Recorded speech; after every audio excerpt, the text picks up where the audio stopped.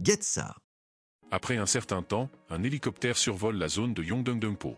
Les nouvelles recrues de Métro Union sont excitées de voir le nécromancien, connu comme le numéro 1 des résolveurs de problèmes dans toute la Corée.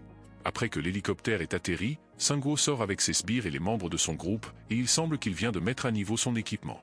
Les nouveaux joueurs autour de l'héliport sont assez impressionnés après avoir vu le deuxième de la Corée de leurs propres yeux, et Hansok dit que Sang-woo semble différent depuis qu'il a géré les pirates, et Lee Gang-sok est jaloux des nouveaux objets de rang supérieur de Sang-woo. Il porte la nouvelle arbalète enflammée améliorée dans sa main. C'est une arbalète de rang légendaire, elle augmente la dextérité de son utilisateur de 3, et elle accorde des dégâts d'objets bonus de 30%.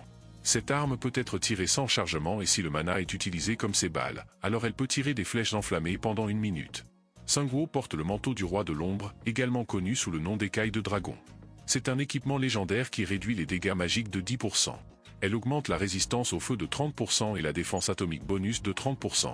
L'utilisateur peut se cacher dans les ombres, mais sa présence sera révélée une fois qu'il attaquera, ou que l'ennemi utilisera une compétence de détection.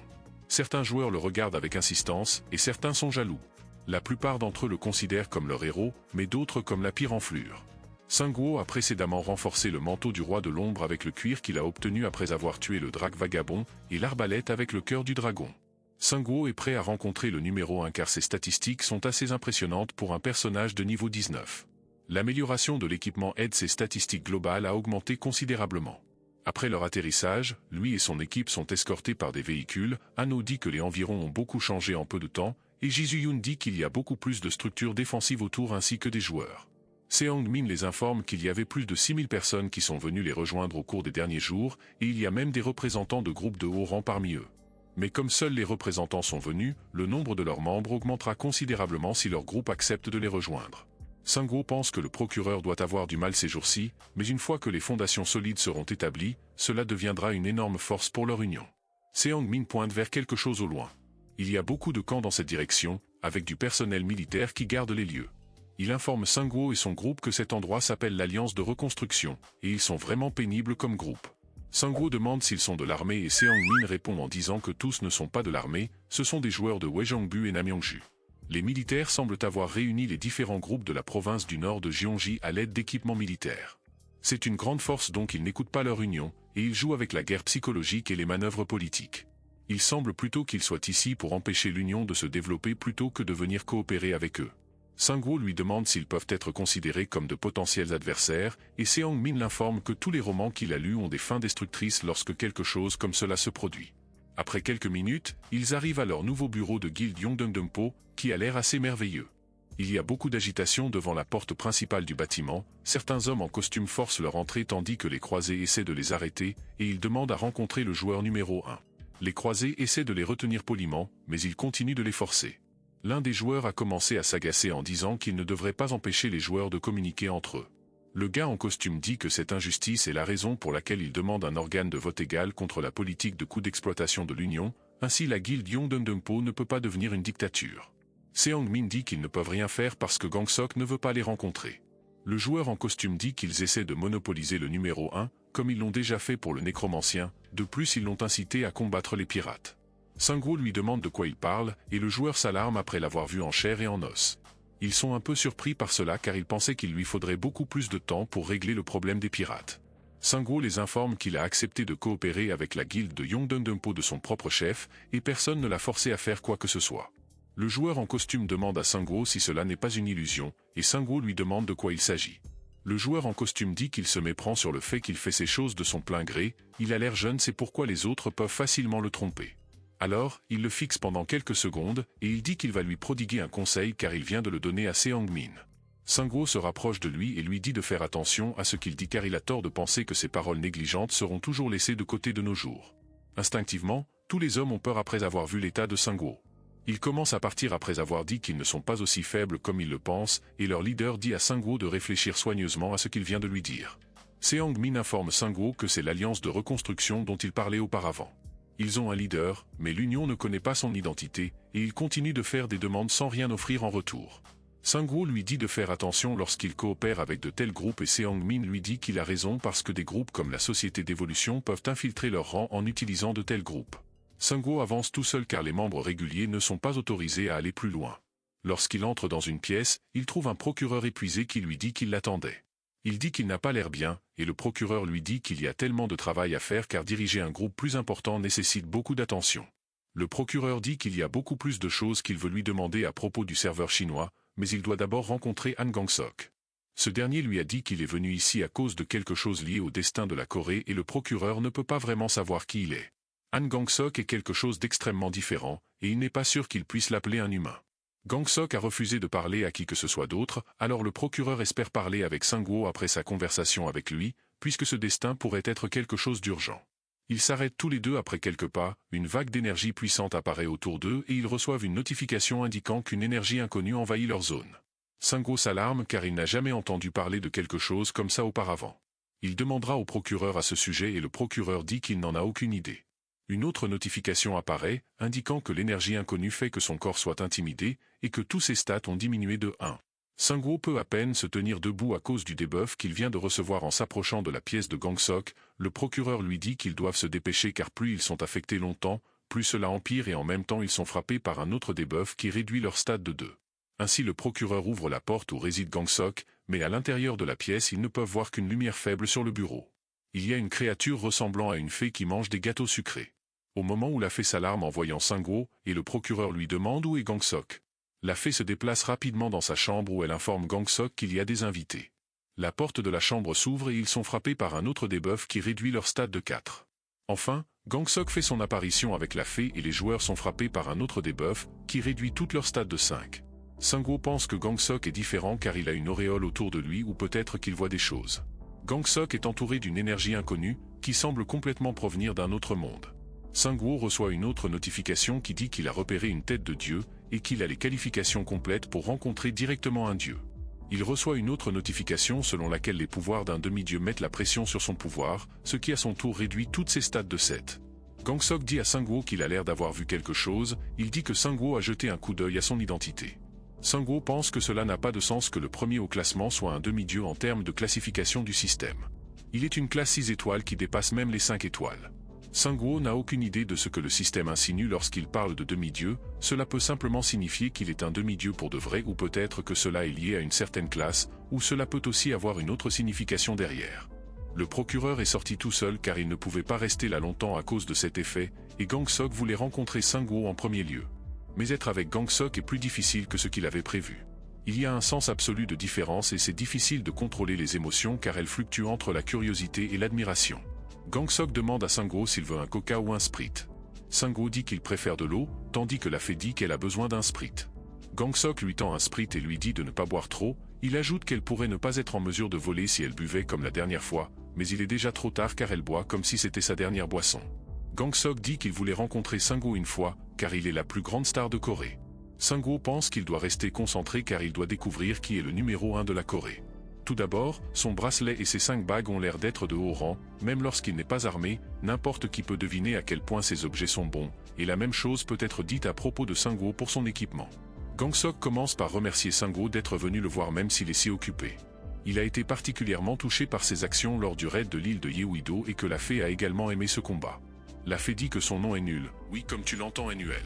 Elle a le pire nom de la série, mais elle est d'accord avec cela. Et elle est d'accord avec lui en disant que le combat de l'île de Yeouido était vraiment génial. La fée demande si Sang-woo peut la laisser monter sur le drac vagabond plus tard, et il demande à consulter si la fée est un item. Gong-sok dit qu'il a raison, car la fée est un objet, mais elle se met en colère après qu'ils l'ont appelé un simple objet. Gong-sok demande à Sang-woo s'il a déjà joué à Tamagotchi auparavant, son niveau de bonheur augmente si vous lui donnez du gâteau et du sprite. Il ajoute que c'est le meilleur objet pour prévenir la dépression. La fée demande avec colère à consulter pourquoi il l'a appelé un objet et qu'il sera seul toute la journée sans elle. Gong-sok lui dit qu'il vient de dire qu'elle est bonne pour prévenir la dépression. Sang-woo demande à Gong-sok à propos de la chose qu'il a dite qui changera le destin de la Corée. Ce dernier applaudit Sang-woo pour être allé droit au but et il commence à expliquer à propos d'une prophétie qu'il a en sa possession. Il a vu la prophétie à travers un cristal de prophétie par hasard pendant une chasse. C'était appelé mauvaise fin numéro 15. L'expression de Sang-woo change un peu et Gong-sok dit qu'il a dû aussi voir ces cristaux de prophétie auparavant. Comme mauvaise fin, Sang-woo a vu l'ascension d'une liche et l'émergence d'un arbre apocalyptique. Gong-sok l'informe qu'il y a des pierres de prophétie qui commencent la prophétie au moment où un joueur en apprend son existence. Tout ce que vous avez à faire est de découvrir ce cristal et cela déclenchera cette prophétie. Gangsok va droit au but et informe Sungwoo qu'il a accidentellement touché une pierre de prophétie et activé une nouvelle prophétie, et il était recommandé de nettoyer un donjon avec une équipe avec des membres de niveau 27 minimum. Sungwoo est choqué après avoir appris cela, tandis que Gangsok lui dit que le niveau 27 n'est pas un problème pour lui. Mais le principal problème est l'équipe car il joue à part. Il sort un cristal car il est probablement plus rapide de lui montrer que de lui expliquer. Après l'avoir touché, Sungwoo reçoit une notification indiquant qu'il est entré en contact avec la pierre de prophétie du serveur coréen mauvaise fin numéro 15. Sa vision s'estompe avec un éclair de lumière vive. Il apparaît à l'intérieur d'un espace sombre, et il semble que le monde entier soit enveloppé dans les ténèbres. Après un certain temps, Sungwoo voit Gangsok avec Nul, ce dernier a trouvé un cristal de prophétie à l'intérieur du ventre d'un monstre, il essaie de toucher le cristal de prophétie, mais au moment où il est sur le point de le toucher, le cristal est propulsé dans le ciel. Le cristal fend le ciel, et une notification apparaît, disant que la porte de l'enfer du premier étage s'ouvre. La porte de l'enfer s'ouvre en deux endroits différents.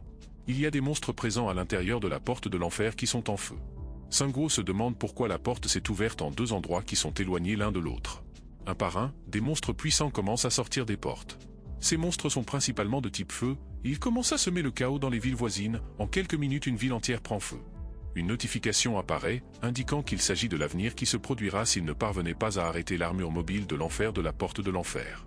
Au fil du temps, l'armure mobile de l'enfer absorbera l'essence de la terre et libérera des flammes plus puissantes. Cela étant dit, la prophétie se termine par un éclair de lumière vive. Gangsok demande à Sungwoo s'il a tout vu et Sungwoo répond par l'affirmative. Gangsok dit que peut-être que ce jeu essaie de détruire leur monde. Il peut vaincre n'importe quel type de monstre qu'il peut lui lancer, mais cette armure mobile de l'enfer ouvre deux portes qui doivent être traitées dans un délai imparti. Et s'ils ne peuvent pas les vaincre en même temps, l'invasion continuera simplement.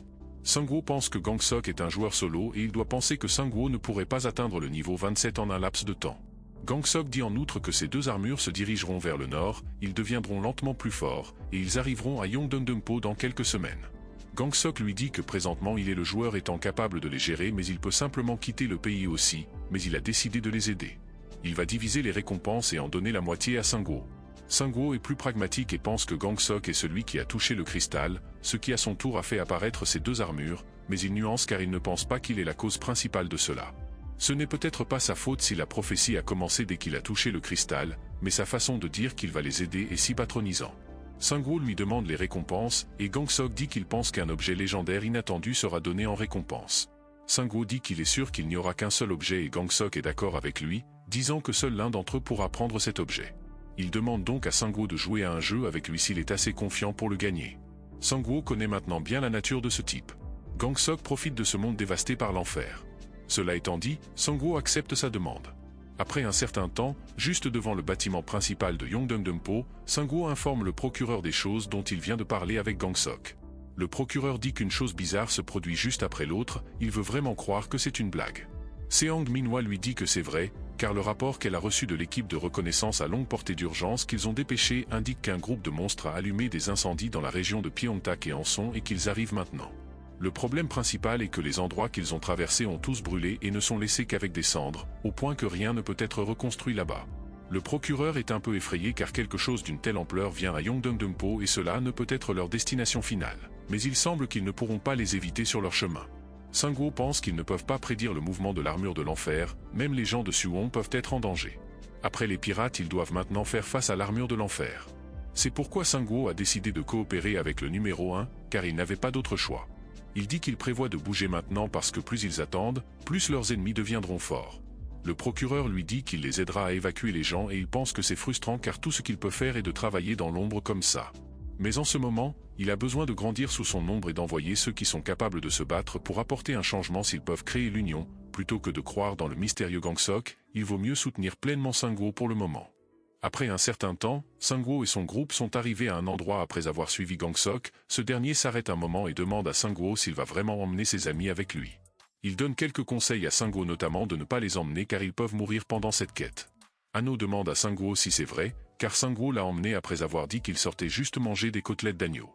D'autre part, Ji-Yoon dit qu'elle en a assez entendu, et elle sait bien qu'il y a une forte probabilité qu'il puisse mourir dans quelque temps bientôt. Mais en ne surmontant pas cette épreuve pour apprendre à devenir plus fort, cette quête leur donnera de meilleures chances de survie à l'avenir.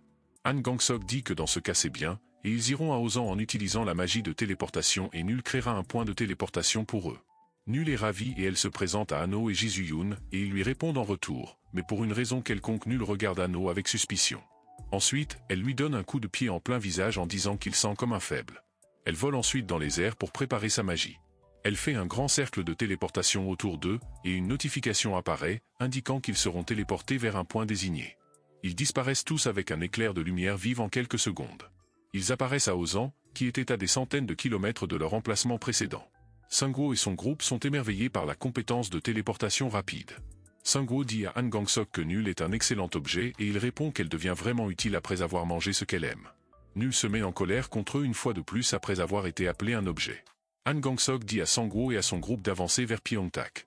Pendant ce temps, il se téléportera à Anson pour gérer cette situation là-bas. Puis Han Gang-sok remet une boucle d'oreille à Sunguo et ce dernier lui demande son utilité. Han Gang-sok l'informe que c'est une autre des compétences de Nul, et ils peuvent communiquer entre eux en temps réel s'ils collent cette nouvelle boucle d'oreille. Nul avertit Sunguo de ne pas l'enlever ou elle disparaîtra. Sunguo l'équipe et il reçoit une notification indiquant qu'il a été connecté au réseau de communication de Nul. Ainsi Nul et Han Gang-sok se téléportent après avoir souhaité bonne chance à Sunguo et à son équipe. Anno complimente Gang-sok en disant que le numéro 1 mérite vraiment sa réputation et il parle mal de son objet impoli. Il dit en outre que son droit est le meilleur compagnon par rapport à ce papillon. Sunguo et son groupe montent sur les wyverns pour couvrir la distance à un rythme plus rapide. Nul leur demande s'ils peuvent l'entendre, et Sunguo répond par l'affirmative. Jisoo-yoon pointe quelque chose d'important en dessous d'un bâtiment à leur gauche, il s'avère que des survivants sont poursuivis par des chiens de l'enfer. Tout d'un coup, Han Gang-sok les informe qu'il a oublié de leur dire quelque chose. Il s'est avéré que le boss de l'armure venait de convoquer un géant de feu et pouvait lancer une balle de feu, il leur dit donc de faire attention en volant. Anno pointe vers un bâtiment avec une grande boule de feu sur le dessus, il s'avère être le géant de feu dont Gang-sok vient de les avertir. Anno a peur car la taille de ce géant de feu est extra large. Le géant de feu retire un gros morceau du bâtiment à main nue. Il le leur lance ensuite après l'avoir enflammé. Sunguo dit à Anno de tenir bon car il est déjà trop tard pour esquiver. La wyvern est complètement détruite après avoir été touchée par la boule de feu, Sunguo et Anno commencent à tomber et Anno dit que c'est pourquoi ils détestent voler. Jisoo-yoon et Droit se précipitent vers eux sur leur wyvern pour les sauver, elle attrape Sunguo et le tire vers le haut pendant que le wyvern sauve Anno en le mettant dans sa gueule. Jisoo-yoon les informe qu'il est difficile de faire le tour, et ils vont s'écraser. Quelques secondes plus tard, le wyvern s'écrase au sol et Jisoo-yoon demande aux autres s'ils vont bien. Les chiens de l'enfer commencent à se précipiter vers eux. Jisoo-yoon se prépare à les affronter toute seule. Elle en coupe la plupart avec une seule attaque de coupure, mais plus de chiens de l'enfer se dirigent vers eux. Sunguo s'en débarrasse en utilisant son arbalète, et il reçoit 10 550 pièces d'or pour avoir chassé un seul chien de l'enfer. Le chevalier de la mort s'avance après avoir senti quelque chose. Le chevalier de la mort dit que cet endroit est un chaos total, et il devrait aussi se préparer. Jisoo-yoon et Droit se précipitent vers un groupe de chiens de l'enfer, ils commencent à s'en débarrasser après les avoir tranchés en petits morceaux. Le chevalier de la mort dit que Jisoo-yoon et Droit se sont renforcés, et il semble qu'il doit aussi travailler dur pour se renforcer à partir de maintenant. Le chevalier de la mort utilise ses chaînes pour attraper les chiens de l'enfer, il les tranche ensuite tous après les avoir rassemblés. Sunguo dit à ses coéquipiers qu'ils doivent sortir d'ici parce que le géant sera bientôt ici, il pense qu'il ne devrait pas gaspiller son état d'éveil ici et qu'il doit utiliser ses invocations avec parcimonie. Le moment où ce géant de feu s'apercevra de leur présence, tous ces squelettes de milieu et de bas rang seront partis et cela ne fera que lui faire gaspiller son éveil. Sunguo se rend compte qu'une petite ruelle devant eux est ouverte, il ordonne à tout le monde de courir vers elle le plus vite possible. Le géant de feu est immobile et en hauteur, Sunguo se demande comment s'en débarrasser alors que le géant est si fort qu'il s'est débarrassé d'une wyvern en un seul coup. Mais d'abord, ils doivent se rendre dans un endroit sûr, alors Sunguo invoque un squelette de troll. Il sera difficile de trouver un autre squelette comme celui-ci, mais il lui ordonne de bloquer la ruelle derrière eux. Les chiens de l'enfer crachent des balles de feu. Il commence à bombarder le troll avec des balles de feu et il est détruit après un certain temps. Il invoque deux autres squelettes de troll, il leur ordonne de bloquer le chemin des chiens de l'enfer. Mais tout d'un coup Sunguo se rend compte d'une grosse boule de feu devant eux et il ordonne à tout le monde de s'arrêter. Cette boule de feu massive s'avère être le géant de feu, en même temps Anno qui prétendait auparavant être inconscient, se réveille et il leur demande s'il peut à nouveau devenir inconscient. Sunguo, qui pensait auparavant à économiser sa force pour l'armure mobile infernale mais après avoir vu le géant de feu, il a des doutes. Sunguo dit qu'il n'a pas d'autre choix que de prendre un risque et de l'utiliser ici. Tout d'un coup, le géant de feu atteint un bus et les cris des survivants peuvent être entendus d'un bâtiment derrière lui. Sunguo pense que peut-être ces gars sont les mêmes joueurs qu'il vient de sauver il y a un moment. À l'intérieur du bâtiment, un enfant demande l'aide de son père. Le chevalier de la mort dit qu'il va les sauver même si Sunguo essaie de l'arrêter. En regardant le bâtiment en feu, Sunguo se souvient de son passé. Cela lui rappelle le jour où ses parents sont morts. Il était trop faible à l'époque et il avait aussi peur, mais la situation est complètement différente maintenant. Sangwo crie qu'il affrontera le géant de feu tout seul. Alors il a invoqué la faucheuse, qui lui permet de gagner le pouvoir d'une liche pendant une certaine durée, et il ordonne au reste des membres de son groupe de surveiller ses arrières. Jisoo-yoon lui demande s'il peut vraiment affronter ce monstre tout seul car le niveau recommandé pour le combattre est de 27, Sangwo dit que c'est bon, et il le découvrira assez vite s'il peut le battre ou non. Sangwo laisse les chiens de l'enfer à Jisoo-yoon et au chevalier de la mort car ils seront en mesure de les gérer facilement. Sangwo pense qu'il doit trouver un autre moyen de traiter avec ce géant de feu, car il ne peut pas le blesser en utilisant une attaque normale. Son corps entier est couvert de flammes et les squelettes fondront facilement après être entrés en contact avec lui tant qu'il maintient sa forme. Sa tête est probablement son point faible, mais elle est positionnée trop haut pour une attaque directe. Sangwo pense qu'il devrait peut-être essayer sa nouvelle compétence, et il invoque les nuages mortels. Tout le ciel est couvert de nuages violets foncés empoisonnés, il doute que le poison fonctionnera sur le géant de feu. Mais l'important ici n'est pas le poison, mais les gouttes de pluie. La pluie commence à tomber et le géant met ses mains en l'air pour protéger sa tête de l'humidité, indiquant que la pluie empoisonnée fonctionne sur lui. Le géant de feu brise fermement un gros morceau d'un bâtiment. Il le lance ensuite vers Sangwo avec toute sa force, après l'avoir couvert de feu. Sans perdre de temps, Sangwo invoque ses guerriers gloutons, et il les équipe de sa compétence de production d'armure. Le rocher géant écrase la formation de guerre des squelettes, ce qui se termine par une grosse explosion. L'impact était si énorme que même Jisoo-yoon et le chevalier de la mort se sont retrouvés pris dans son contre-coup.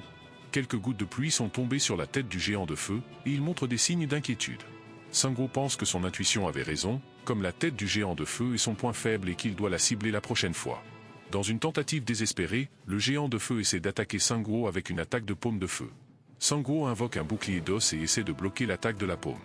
Il ne peut pas mourir dans un feu car sa résistance au feu est de 60% et son titre de chasseur de dragons, ainsi que son manteau de roi de l'ombre, fournissent de nombreux buffs contre les ennemis de type feu. Le géant de feu est dans une douleur extrême car sa tête est refroidie par la pluie la refroidit et Sangwo pense que c'est sa chance de frapper. Le champion ogre, qui se cachait derrière le géant de feu, se précipite vers lui. Il attrape rapidement le géant de feu par derrière, mais le géant de feu se réchauffe à nouveau et Sangwo doit faire quelque chose à ce sujet. Bientôt Sangwo sort son canon à main pour nain de rang héroïque, il peut charger des balles en y insérant simplement 10 points de mana. Il commence donc à tirer sur la tête du géant de feu avec son canon à main pour nain et le géant commence à crier de douleur. Sangwo ordonne à Droit d'avancer également, Droit alors commence à frapper sa tête tandis que Sangwo continue de la bombarder avec son canon à main pour nain. Une partie de la peau sur la tête du géant de feu se détache, révélant un orbe de feu derrière elle. Sangwo commence à courir vers le géant de feu et il dit au champion ogre de tenir encore un peu, sans perdre de temps Sangwo saisit l'orbe de la tête du géant de feu et l'arrache avec toute sa force, ce qui entraîne la mort du géant de feu. Il reçoit 2 800 000 pièces d'or pour l'avoir vaincu. Anno revient à ses sens après avoir découvert que Sangwo avait vaincu le géant de feu, le chevalier de la mort demande à Anno depuis combien de temps il prévoit de s'accrocher à lui. Les survivants regardent par leur bâtiment, et ils sont heureux après avoir découvert que le nécromancien les a sauvés. Sangwo a oublié de demander quelque chose, il contacte donc Nul, Sangwo lui demande s'il existe une faiblesse du géant de feu, et Nul lui dit qu'il doit détruire le noyau qui se trouve à l'intérieur de la tête du géant de feu. Et elle a averti Sangwo en disant que le géant de feu est un adversaire rusé, et même Gangsok a du mal à le gérer. Sangwo lui dit qu'il connaît déjà cette faiblesse et Nul lui demande comment il le savait déjà. Sangwo lui dit qu'il a déjà ouvert sa tête et en a tiré. Après l'avoir entendu, Nul informe An Gangsok de ce gros problème et on peut aussi l'entendre. Il pense que peut-être qu'elle s'inquiète pour son pari avec An Gangsok car gagner est possible s'il peut continuer sur cette lancée. De plus, il vient de mettre la main sur un objet premium comme celui-ci. Cet orbe de feu est un matériau de rang héroïque appelé force vitale du feu.